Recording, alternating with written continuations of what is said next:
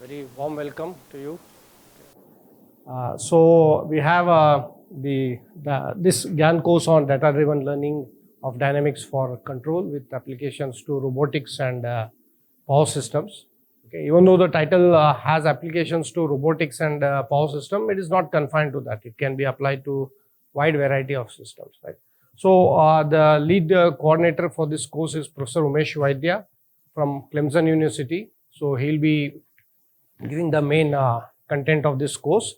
So today, the way it's going to happen is today I'll give a background on the nonlinear systems because that is required for as an essential prerequisite for this course. So today and a little bit of tomorrow also I'll be covering, but tomorrow morning he will start with his stuff, right? So I think with that we can get kick-started, right? Yeah. So I think we can give him a warm welcome to Umesh Vaidya, right? Yeah, you can speak probably a few. Not much to speak. Yeah. Sure. So welcome all to the lecture series. I hope you'll learn something, and at the same time, able to use a lot of these things for your own research or for applications if that's what you're interested in. So welcome all once again, and I hope to see you tomorrow, and I'll kickstart it tomorrow. Yeah, thank you. So in my initial session, I'll talk about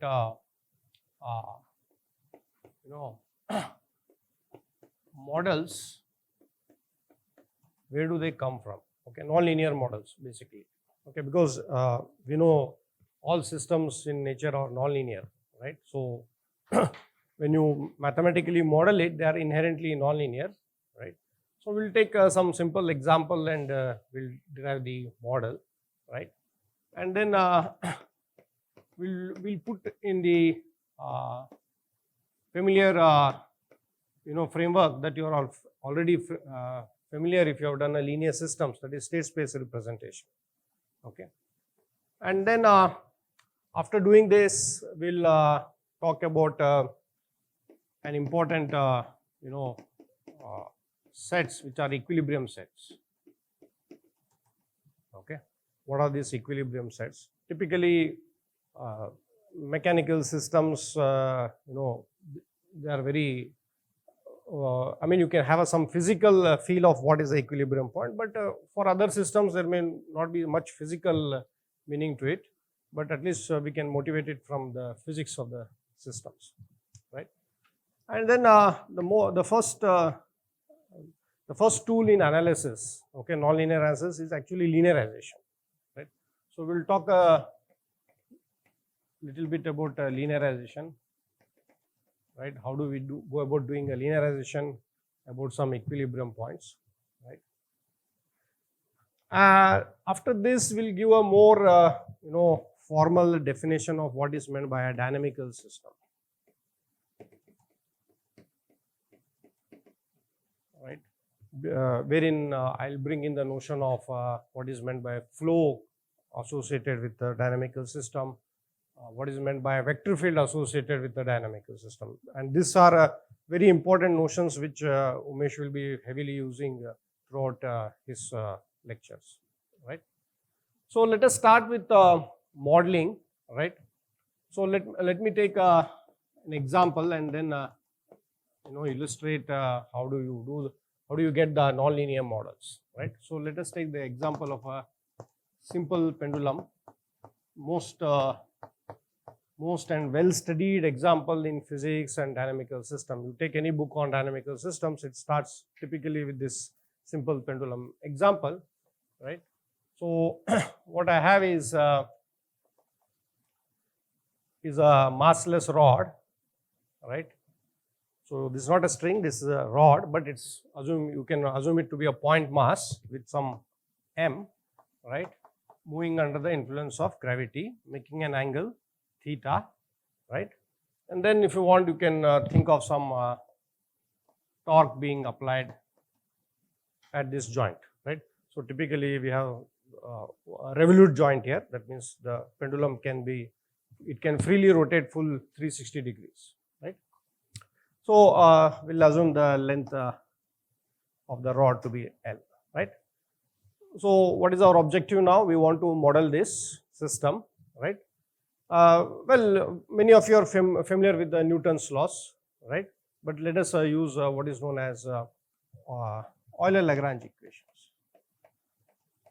Okay, this is just an alternate way of deriving the model. There are different techniques of deriving model. There is a Hamiltonian system. There's a Lagrangian system. Okay. Then if you have constraints, there's something called D'Alembert's system. Then there's Euler equations. If you want to model a rigid body like a satellite or something, you use what is known as Euler equations, right? So we'll use what is known as Euler-Lagrange equations, and I will just, once I do that, I will tell you what is the advantage of that over using a Newton's equation, right? Of course, all formulations lead to the same equations, right? It should, that should be the whole idea, right? It's just that some formulations have some advantages over the other formulations. Okay.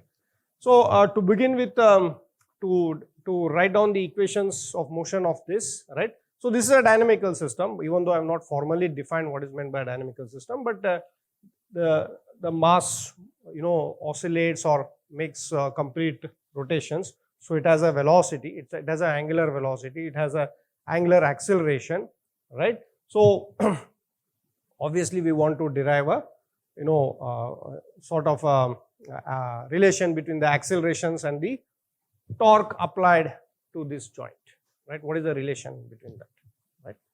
So for this we need what is known as the Lagrangian, and this is defined as the difference between the kinetic energy and the potential energy, right? So if you know, for any system, if you know the kinetic energy and the potential energy, then it's done. I mean, you have the model of the system, because once you have this is just a mechanical operation, right? So once you have this L, then the so also since I'm dealing with mechanical system, right, you should also be aware that there is a notion called degree of freedom, right? So for example, if I have just one motion like this, it's just 1 degree of freedom, right? That means the number of variables required to describe the pose of the system, right? If I'm moving both my hands, then you see this also is varying and this also is varying. So this is a 2 degree of freedom system, right? So here, can you tell me what will be the degree of freedom?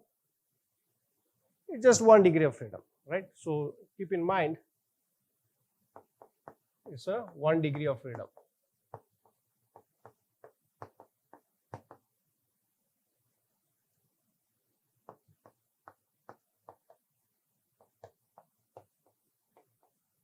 Right? So parameterized by this angle theta, right? If I had 2 angles, then it would be some theta 1 and theta 2. So the Euler-Lagrange equations becomes, I mean, there's only one equation here,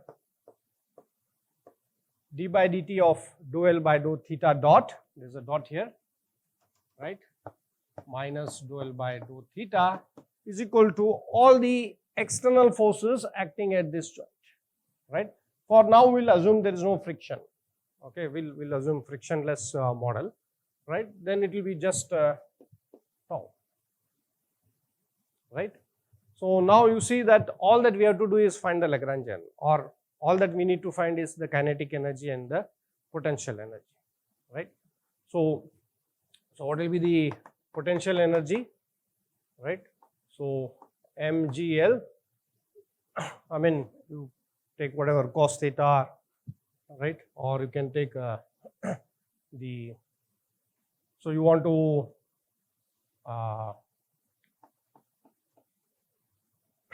right? So this describes the potential energy at any theta, okay?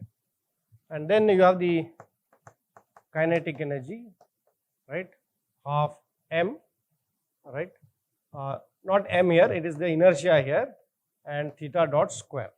angular, this will be rotational kinetic energy, because this is a rotational system, right? So it will be I is the inertia of this rod, right? But we are assuming it to be a point mass, right? So the expression simplifies to half ml square, right? Square it is, right? So you have this two equations, right?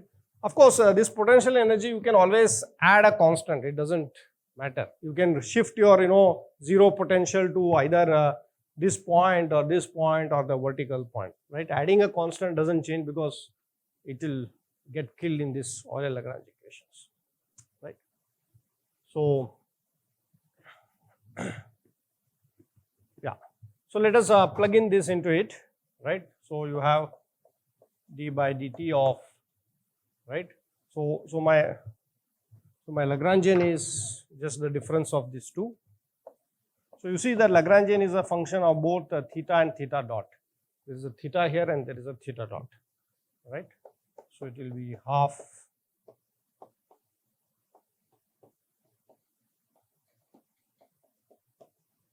okay, and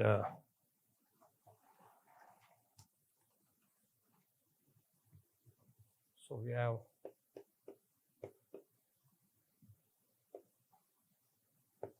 what is dou L by dou theta dot?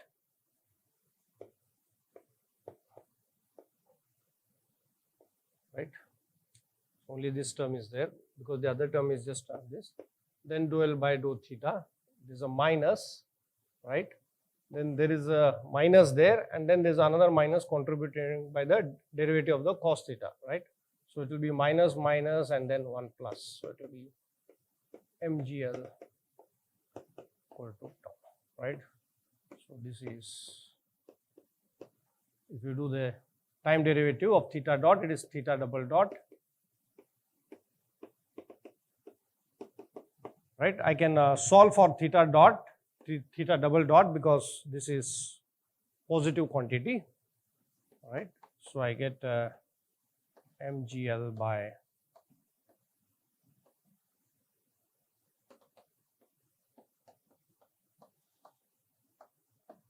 which can be simplified as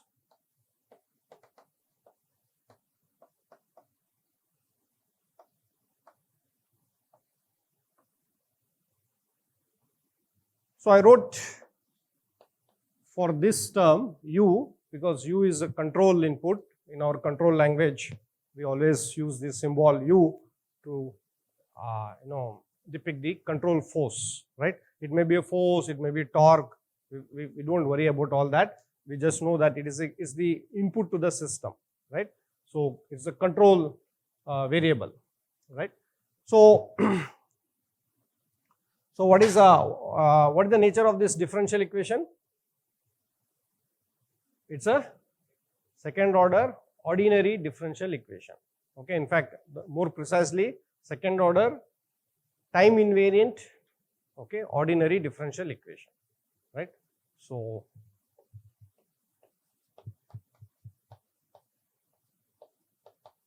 it's not a linear thing. So that's why I'm not using any word there, linear, but it is time invariant, right? ODE.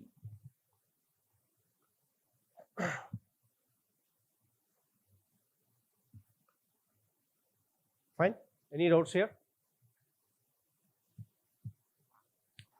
Now let us write down in the state space representation.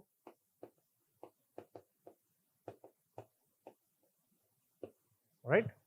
So typically you might have when you were modeling an electric circuit, right? You use either voltages and currents as states, right? Say there was a capacitor or an inductor, you took the voltage across the capacitor as one of the state, the current through the inductor as one of the states, right? And the forcing function is to be the input applied to the whole system, right? Either it could be a DC supply or a sinusoidal input. Typically mechanical systems, it's very easy to come up with what should be the states, right? Typically they are positions and velocities. The velocities could be either linear velocities or angular velocities. In this case, we have angular velocities, right? There's another set of variables that you can choose if you use a Hamiltonian formulation. So if you can choose the states as positions and momenta, right? So that is another set of variables, right? So you don't have too much of a choice in the case of mechanical systems, right? So here since we have already used the Lagrangian formulation, so our states are theta and theta dot, right? So the position, the angular position of the pendulum and the angular velocity of the pendulum will define the states of the system, right? So with this, the state space equations are x1 dot is theta dot, which is nothing but x2, and x2 dot is theta double dot, which is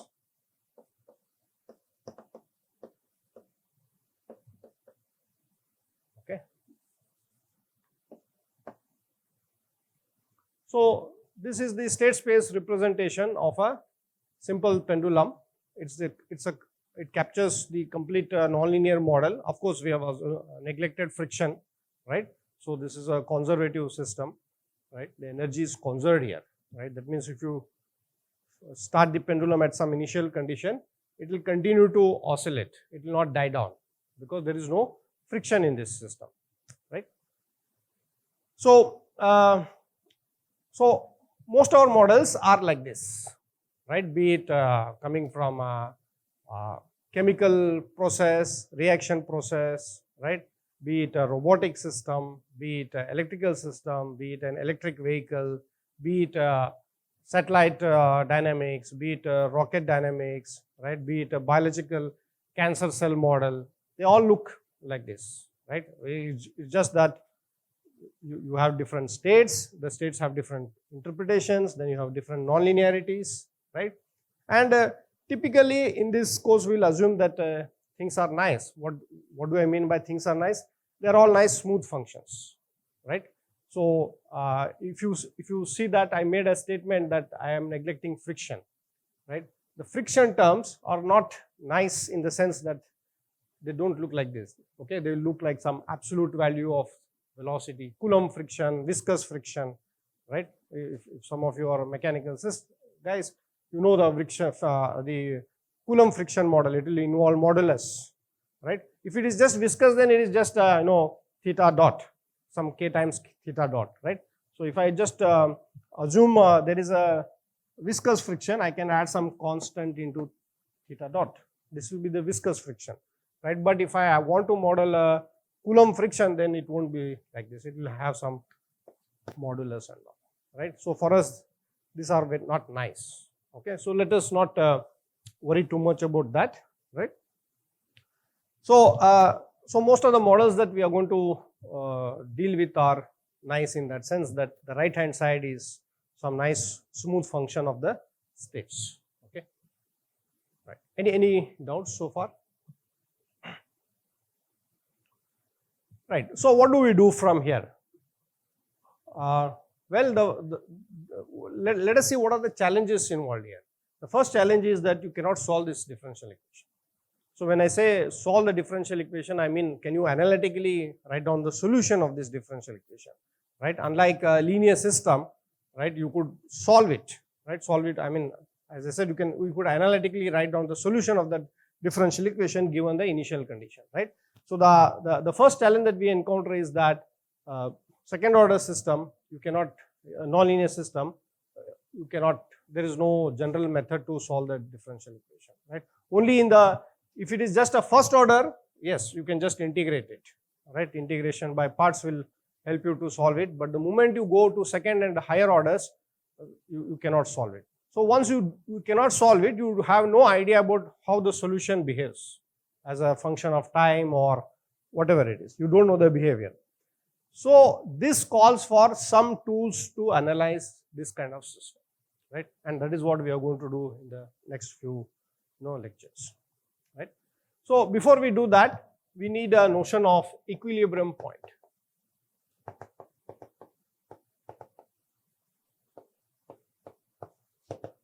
Okay. So equilibrium points are points where the system stays, at that point identically in the absence of any external inputs, right? So what is the pose of the system that the system can stay, okay, without the application of external input, right? So for the case of simple pendulum, what could be the equilibrium points? No control, I don't apply any control, I set u equal to 0, right? So you tell me those configurations of the pendulum at which if you start at that, it will continue to stay at that. Theta equal to 0, which is the downward position, and theta equal to pi, which is the upward position, right?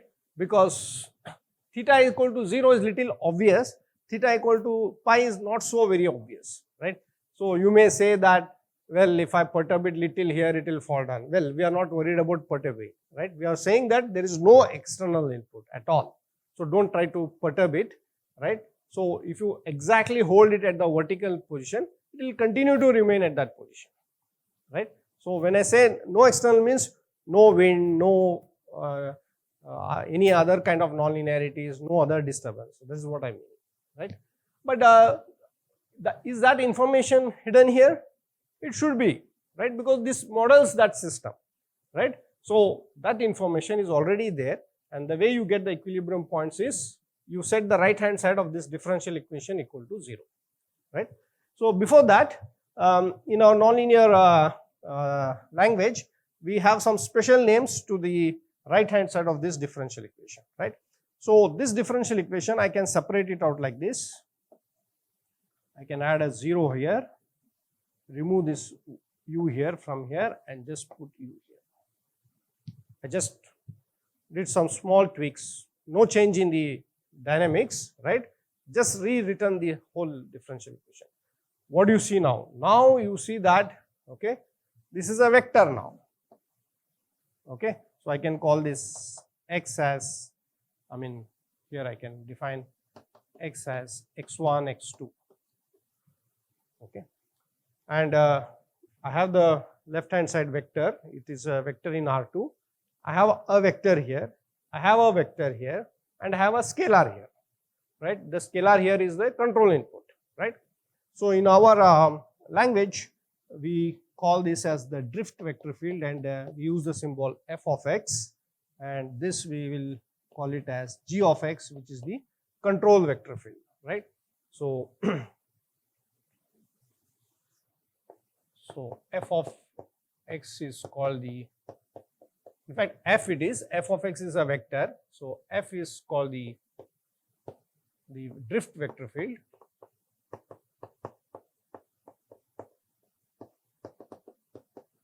and g is the control vector field. We will come to more formal definitions of this, what is this vector field, right? But for now, evaluate it at some point, think it as a vectors, right? So at some point you supply some x to this f, right? You will get f of x. So these are vectors, right? And the naming is quite obvious for at least this g, because the g is called control vector field because it is associated with the control, and f is called drift because it tells you how the system evolves in the absence of control, no control, right? So you have a pendulum, right? You don't apply any control, say start with some non-zero, some initial condition which is neither 0 nor pi. What happens, right? You know, if it is small initial condition, it will oscillate. If you give a big perturbation, then it will rotate fully, right? That behavior is captured by this one. So it's called drift. So it tells you how the system drifts in the absence of control input, right? So once we have written it, so this whole same thing can be written now in a very short as, so we say this is a control in, affine in control nonlinear system. Affine means it appears linearly here, right? But there's it's not just g of x, there is some kind of drift also here, right? So it's called affine in control nonlinear system.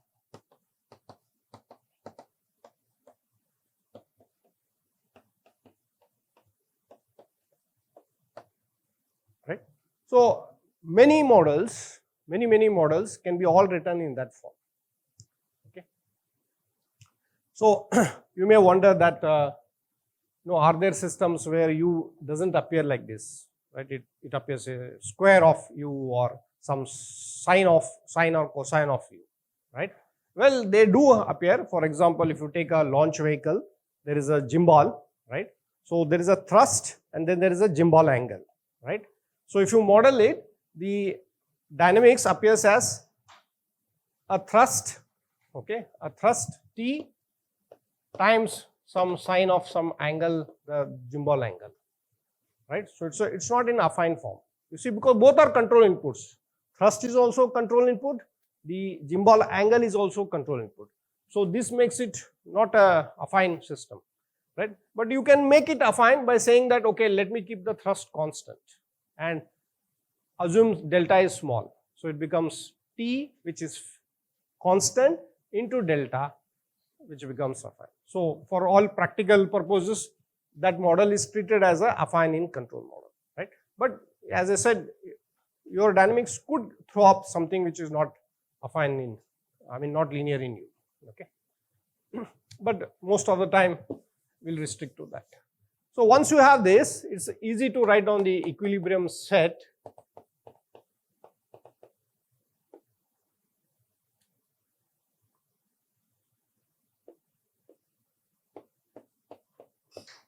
Let me just call it as some E.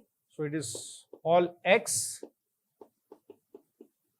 Here in this case, the R2, such that you just solve this this polynomial equation. It's a vector. You set the vector to equal to 0, right? And find out what is all those X which satisfy this equation, right?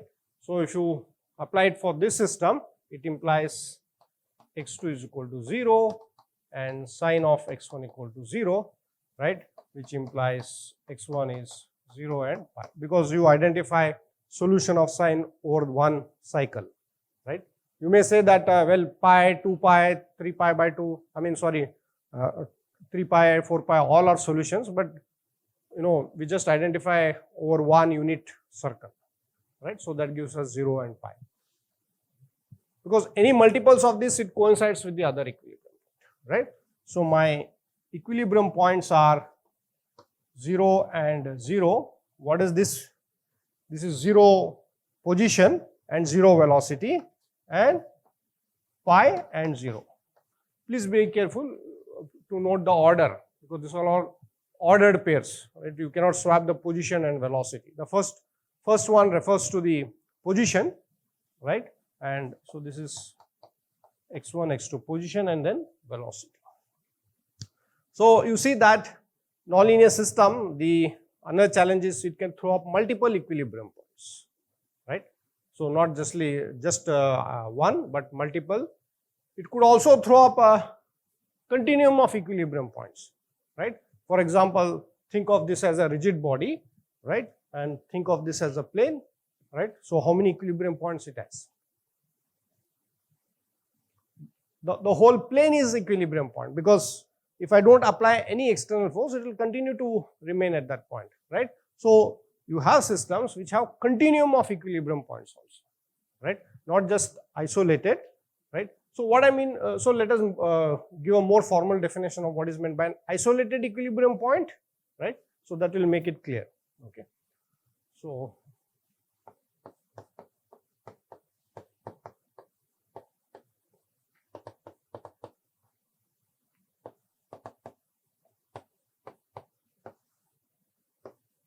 I need so the notion of what is meant by an open wall.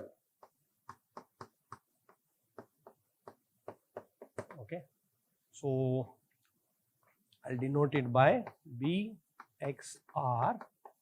It is set of all points in Rn. Rn is my n-dimensional Euclidean space now, because why should I just restrict it to the plane?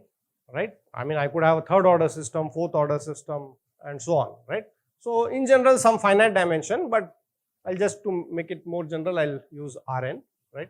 And also strictly, if you see that This system actually doesn't evolve on R2, okay? It evolves on what is known as, so the state space for this system, okay, if I denote it by M, is unit circle times R, okay? And what is this unit circle? It is set of all points in R2 such that, you know, x1 square plus x2 square equal to 1, okay? Circle with the, I mean not the disk, it is a circle, that means only points on the circle, right?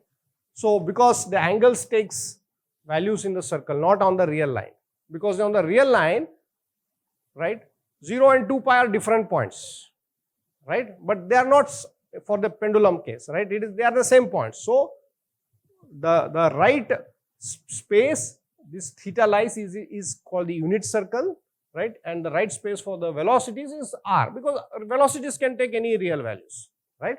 So in fact the state space for the pendulum is this one, and this has a nice geometry. What is that?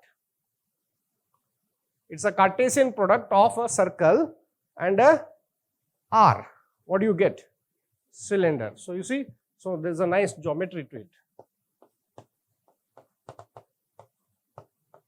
Okay.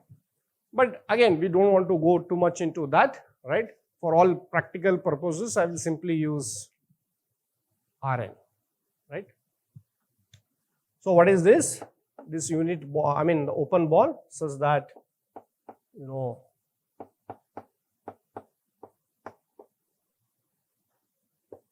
the norm of that is strictly less than R, right? So think of Euclidean norm, that means set of points x1 square plus x2 square so on up to xn square, right? Or you take the square root of that, that is bounded by 1, right? So in R2,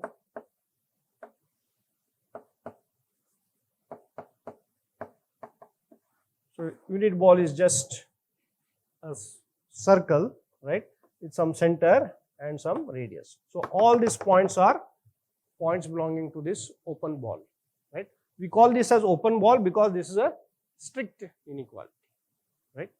We say it is a closed ball if you take the inequality, okay? So this is a more, you know, there's a more general notion called in topology called the open set, okay? But I don't want to use those kind of notions. I just want to use the term open ball, right? And why are we interested in open ball? Well, we know that if it's an open ball, right?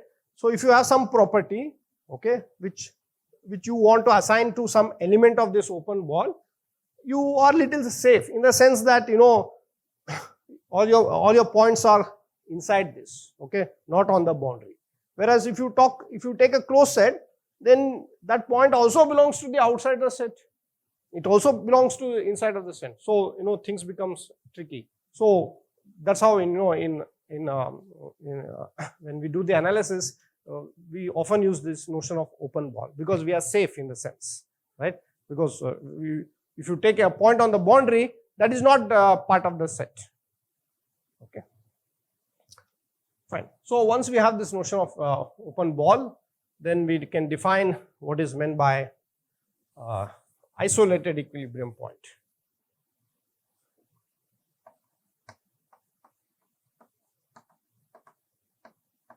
So an equilibrium point is said to be isolated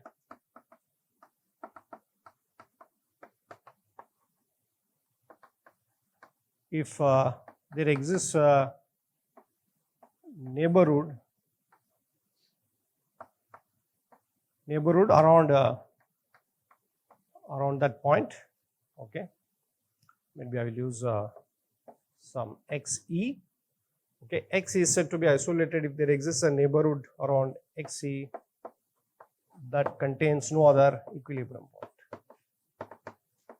So I'll also use the word neighborhood for open ball. I'll use terms like open set, open ball, neighborhood, they all mean the same. Okay, so if there exists a neighborhood around xe that contains no other equilibrium.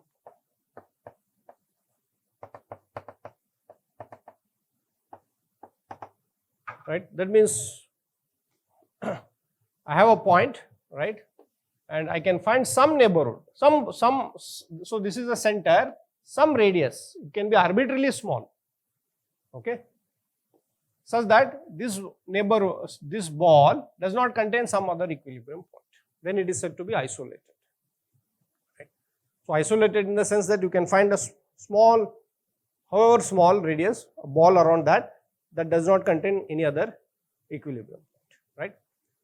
And you can see that it is not the case when you have the continuum of equilibrium points, right? So example of continuum of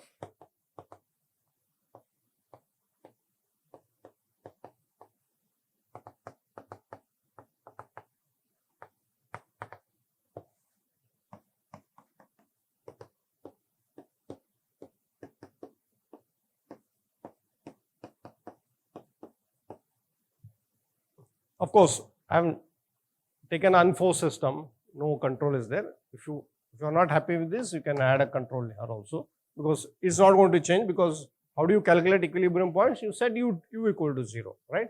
So what is the equilibrium point here?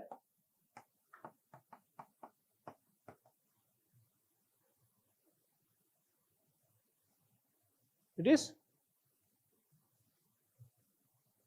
so x2 is going to, has to be 0, but x1 can be anything, right? So x1, so it is of the form some a0 where a belongs to R, right? So that means in the plane, right? So x2 is 0, so all points on the x1 axis, right, they are equilibrium points. So it has a continuum of equilibrium points, right? So you can see that if you try to apply that definition, you can never find a open ball, right? You take any point, right? Suppose if you want to say, let me check whether that point is isolated, you can never find a open ball around it such that it contains no other equilibrium point, right? Any doubts here? Please feel free to ask, because otherwise it become one-sided. Yeah.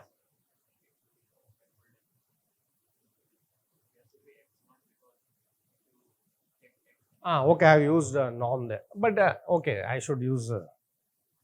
Yeah, this is at the origin, so I have to.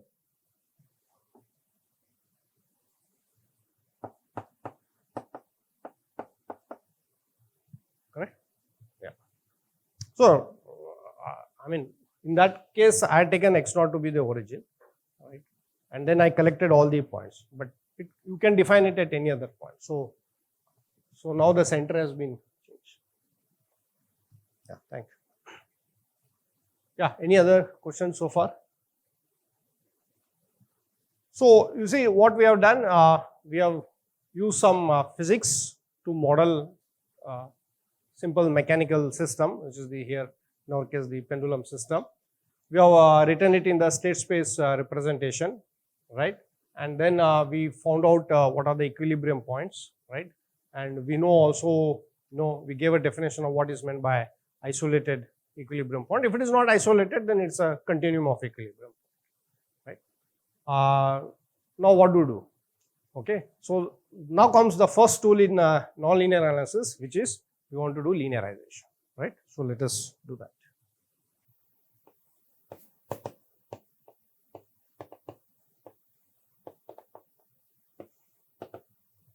So we should remember that this is a local analysis. Okay, so maybe I'll just give a. We will come in. I'll explain what exactly is this local analysis. But to begin with, local means you already saw equilibrium point. You saw also the notion of neighborhood.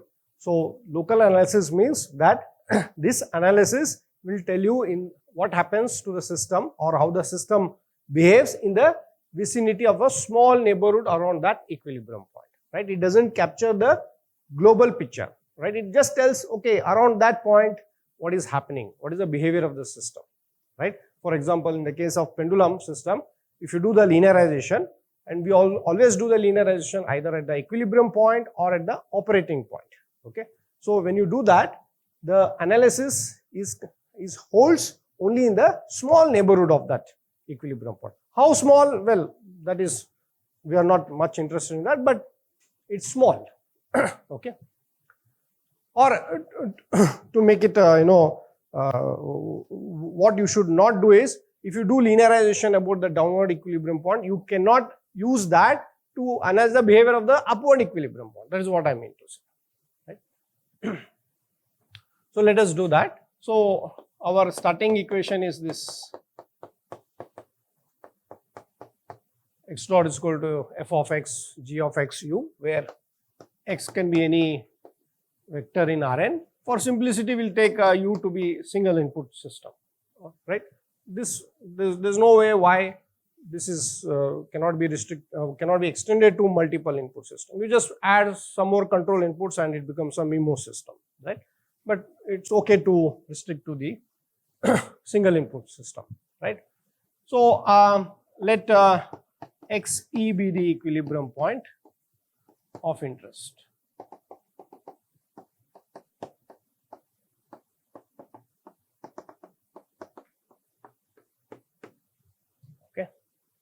So what we do, we perturb it, all right? So xe gets perturbed by some delta x, okay? U also gets perturbed by u plus delta u, okay? Of course, u at equilibrium point is 0. So we put this in this dynamical system.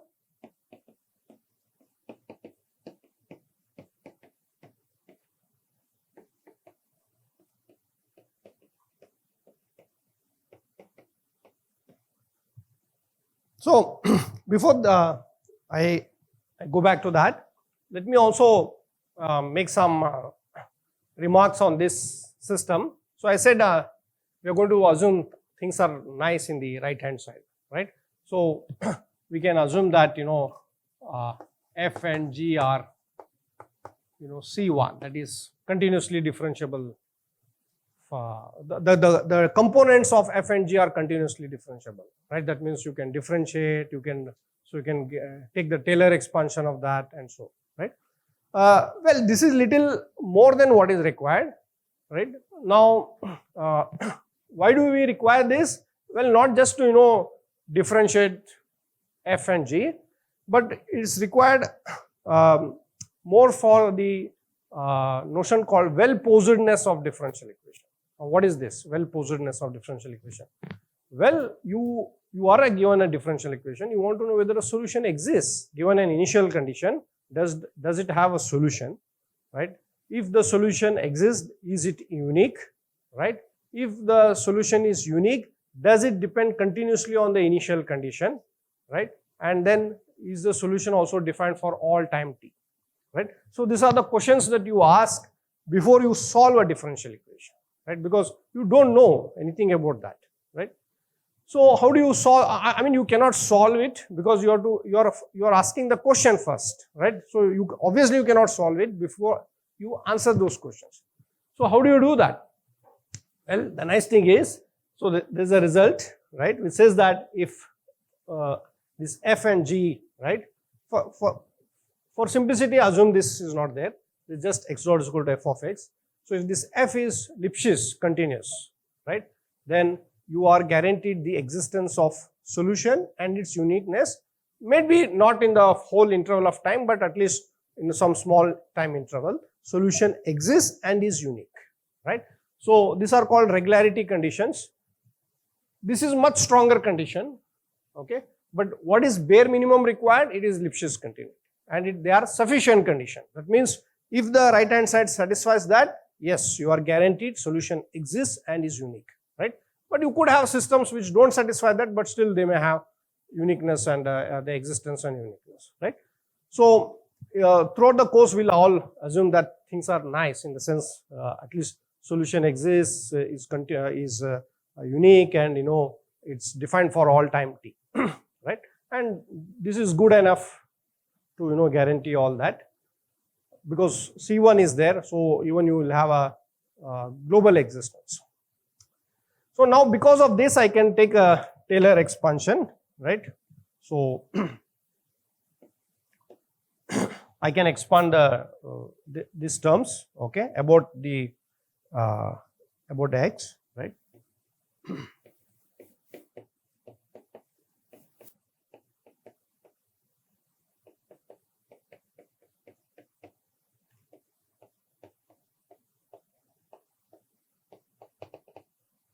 So this is the first order term, and then I neglect the higher order term, right? So I just put dot dot dot or some higher order term, plus I do the same thing for the G.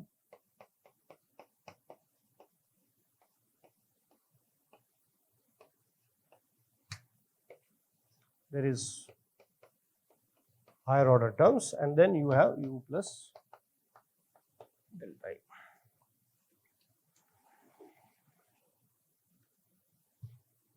So just let me expand this. So you have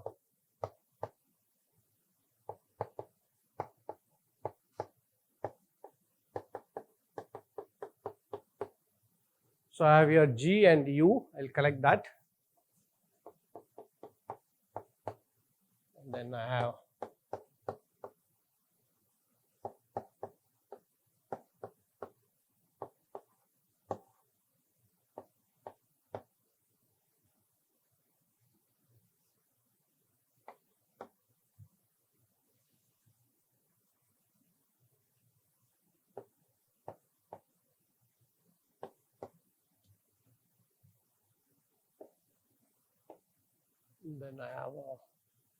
this term,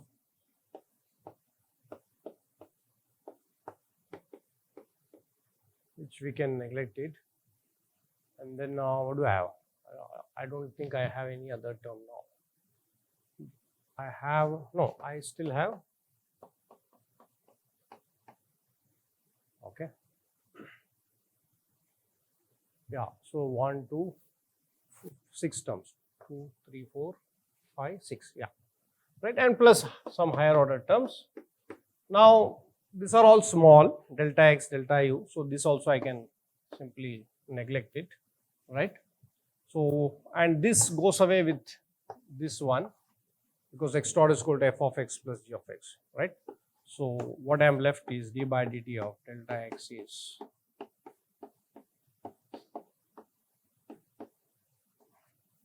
so u here. This is just a scalar, so I can just take it inside, right? And then, okay. Anyway, all the higher order terms I have neglected. Okay. Now you want to evaluate this at the equilibrium point, right? And before that, let me tell you what these are, right? These are not scalars. Remember, f is a vector, x is a vector, g is a vector, and x is a vector, right? So this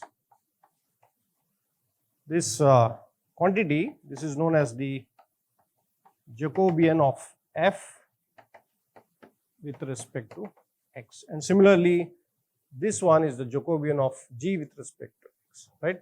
So in coordinates, how do you write this? So this will be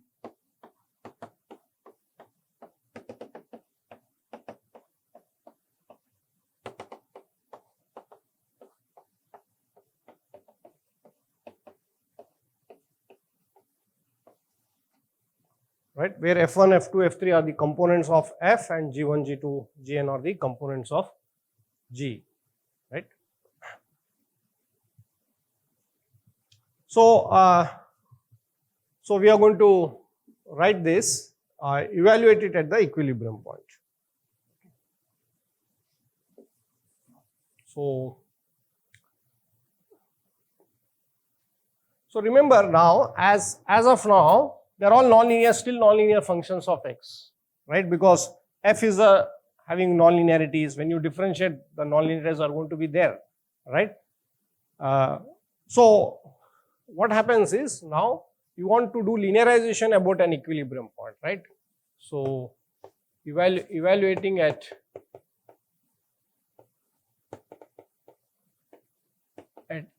xc, right, we get, and denoting this perturbation delta x by z and perturbation in u by v, right? You can write this equation as z dot is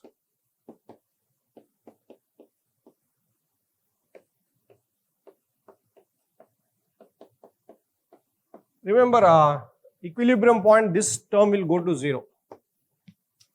Okay, the reason I wrote this is if you are doing linearization about an operating point, right? For example, you have a power system, you want to define an operating point at 50 hertz to 30 volts. It's an operating point. You can't talk about equilibrium points in a power system, right? It makes no sense to talk about some point where the voltage is 0, frequency is 0, right? You want to talk about some operating point, right? There the control is not 0, right? You have applied some control, some nominal control to keep the system at some point. The delta U about that will be this, right? And your A will be having this term along with this term multiplied by the control that keeps you, at that operating point, right? But if it is an equilibrium point, this U goes to 0, right? So evaluated at x equal to this, and B is just g of x evaluated at, right? So this is how you get a linear model, right, about the equilibrium point. Any questions here?